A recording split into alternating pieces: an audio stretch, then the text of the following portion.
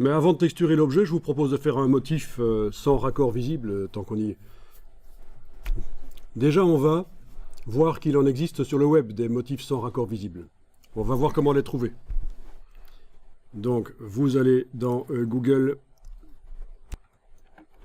et vous tapez ce qu'il faut pour trouver un motif sans raccord visible.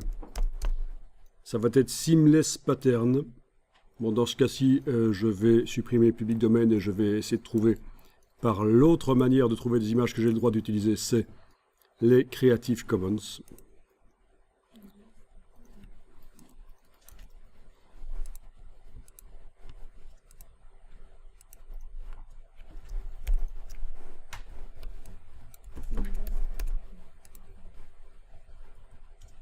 Voilà, Seamless Pattern et réutilisation et modification autorisée. Quand je parle de motifs sans raccord visible, ça vous parle ou ça vous dit rien du tout?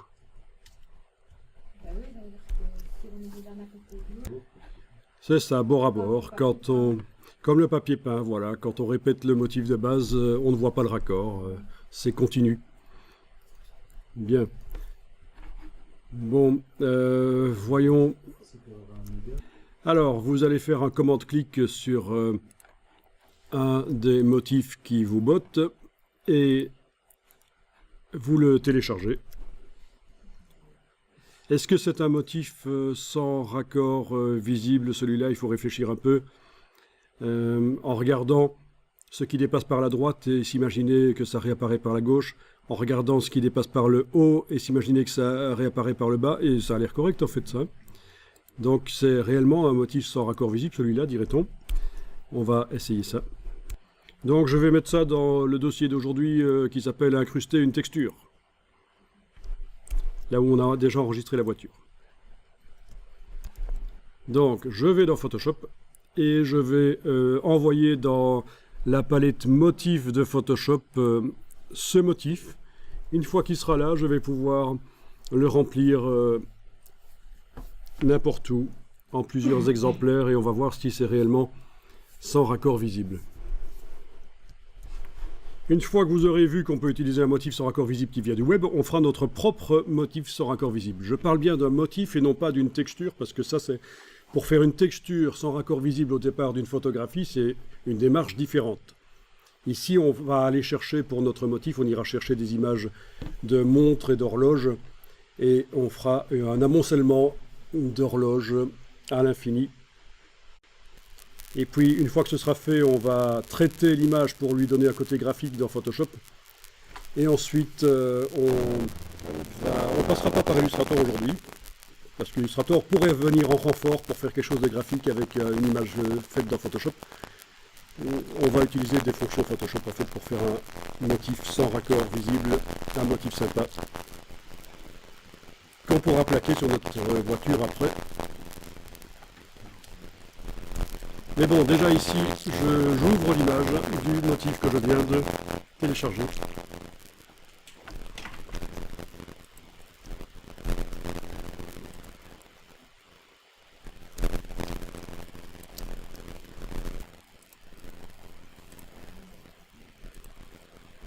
Édition, attribuer un profil, je vais peut-être avoir le motif tel qu'il apparaît alors dans le navigateur, vous savez, oui.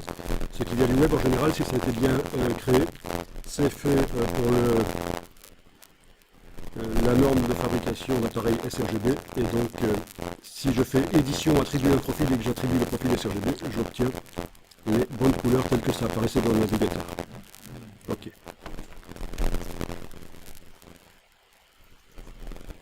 On envoie ça dans la palette des motifs de Photoshop.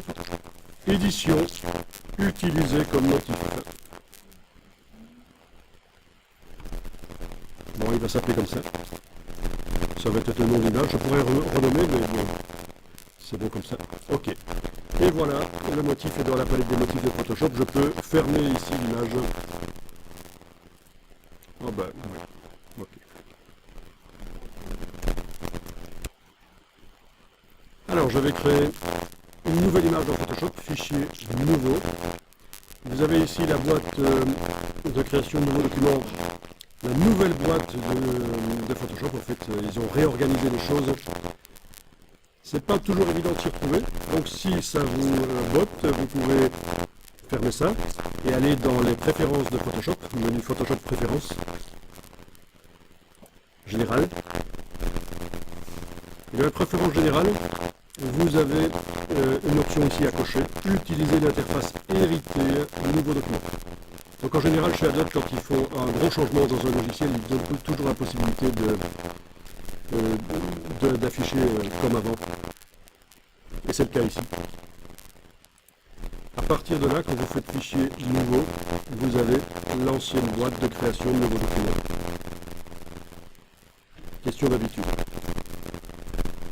Alors on va créer une image de 3000 pixels sur 3000 pixels, c'est arbitraire, je veux une image avec beaucoup de pixels, donc voilà. 3000 pixels sur 3000, quelle résolution? Ça n'a aucune importance, la résolution. Vous pouvez taper 1, vous pouvez taper 1000, parce qu'en fait, ce qui compte, c'est la définition. La résolution, ce ne sera intéressant que quand on veut imprimer. Si j'ai une image de 3000 pixels sur 3000 à une résolution de 1000 pixels par pouce, elle va faire en centimètres 7,62. Si sa résolution est de 100 pixels par pouce,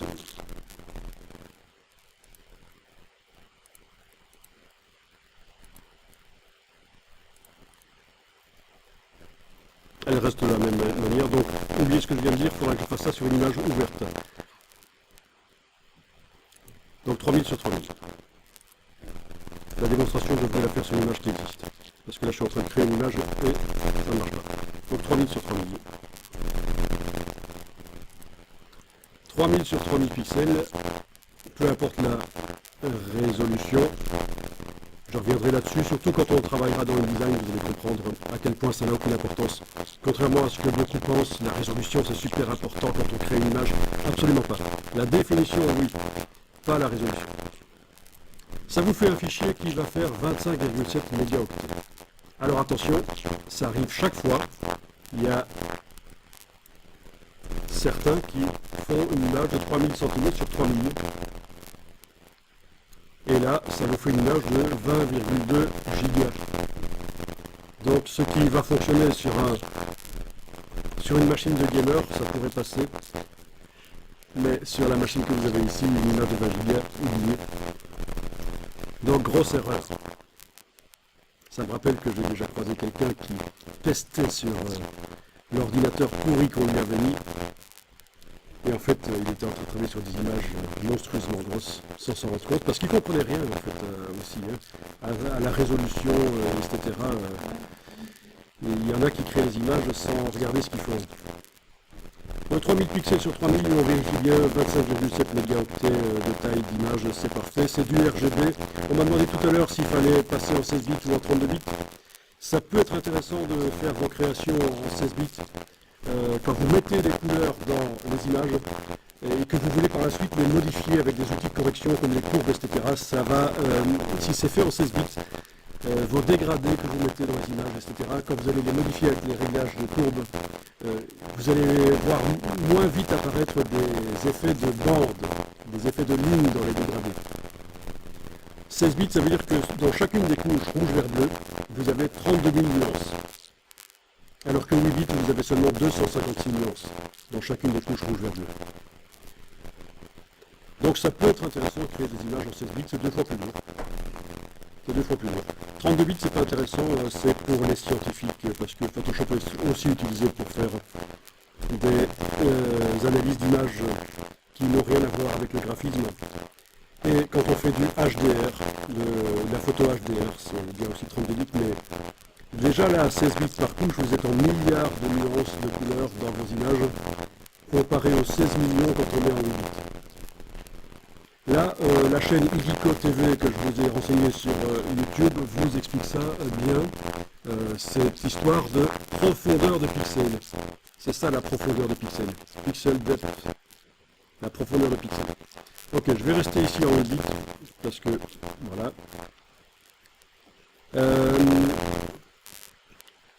Ouais. On pourrait indiquer ici déjà que c'est un document Adobe RGB, pourquoi pas. Vous avez déployé le paramètre avancé, non, il se déploie d'office. Donc, vous pouvez décider que, tiens, cette image va être prévue pour du Adobe RGB. Bon, ceci dit, on va y coller un motif qui est sRGB. Ouais, mais ça peut être intéressant, oui. Oui, on va faire ça. Adobe RGB. Là, pixel carré, c'est en rapport avec les vidéos. Les vidéos qui ont certaines images qui sont étirées, en fait. On a des pixels qui ne sont pas carrés. Mais c'est juste pour la vidéo. Pour les formats widescreen, les écrans larges. Donc, ne vous inquiétez pas pour ça. Bon, ben voilà, on crée l'image.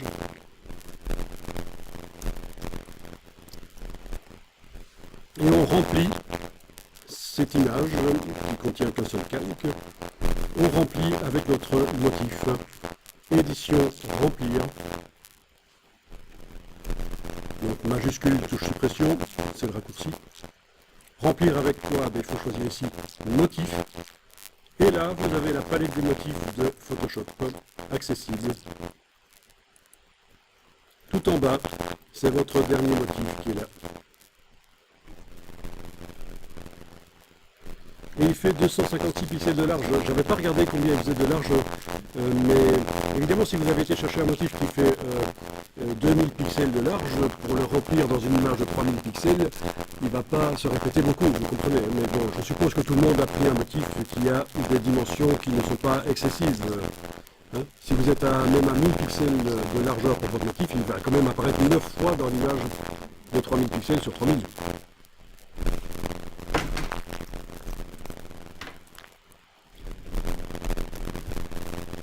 Mode d'application par rapport au fond blanc que j'ai actuellement dans mon image, application normale, c'est-à-dire recouvrant 100% d'opacité. Ok, et voilà. Alors, question, il existe un calque de remplissage en effet de type motif. Ça change beaucoup de choses parce que le fait de le remplir comme on a fait dans une image va permettre de le tourner, voire même de le mettre en perspective. Ce qui ne sera pas possible, je pense, avec le calque de remplissage motif.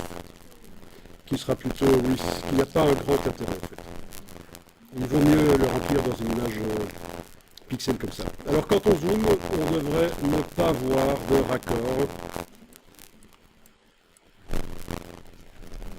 Et c'est le cas, on ne voit pas le raccord, donc il est parfait. Il s'est répété combien de fois dans mon image? Je prends ma petite calculette, juste pour voir. Donc c'est une image de 3000 pixels de largeur et j'ai un motif de 256 pixels de largeur. Ce qui me fait 11,7 répétitions sur la largeur.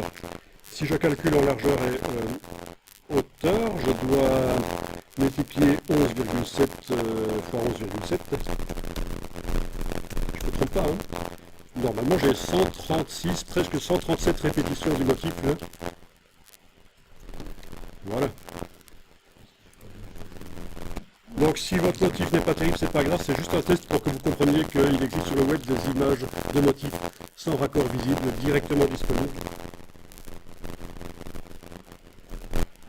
Alors si je compare la couleur de mon motif avec la couleur de motif dans le navigateur avec celle qu'il a dans le Photoshop,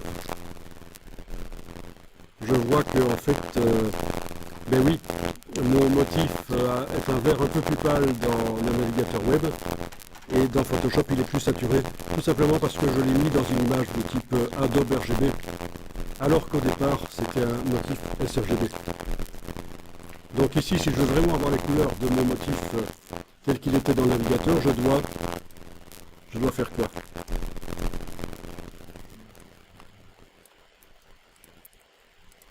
Je dois corriger les choses.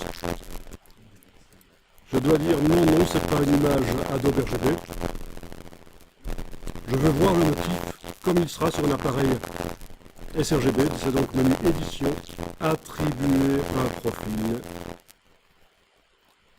J'indique à Photoshop que finalement je ne vais pas voir les pixels là, du motif simuler leur sortie sur du Adobe RGB, mais je vais les voir sur du sRGB.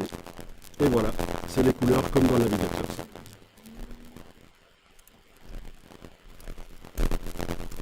attribuer un profil.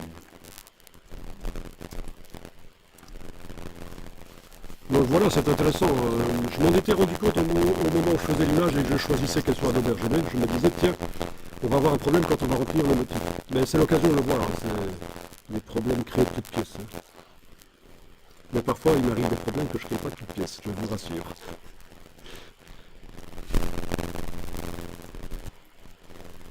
Bon, ça c'est pas mal. Donc vous pouvez fermer l'image en fait, même sans l'enregistrer. C'était juste un test. On va maintenant créer notre propre motif sans raccord visible, avec des objets. Il y a plusieurs manières de créer des motifs sans raccord visible avec des objets. Quand je dis objets, ça peut être des éléments en fait, bien distincts. Ou alors, si c'est plus de la texture, il faudra jouer avec le tempo de multiplication et ruser. Il y a des astuces qui sont utilisées notamment dans le monde de la 3D pour faire des textures. Des textures simples, hein, parce que dans la 3D, ils ont des textures, plein de manières de faire des textures. Je ne sais pas si vous connaissez. Vous connaissez peut-être pas. Il y a des choses extraordinaires qui se passent dans le monde de la 3D maintenant, des textures hyper réalistes.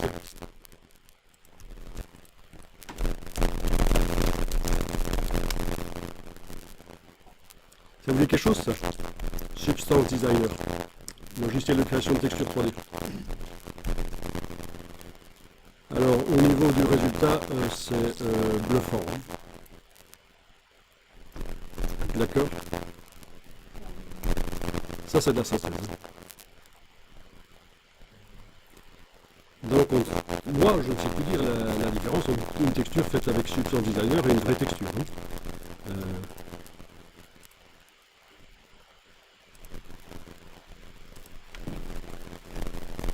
Ça devient assez terrible. Bon, Substance Designer, c'est pas mal, mais ça, on s'éloigne du sujet, mais il y a des logiciels vraiment en 3D spécialisés pour faire des textures hyper réalistes.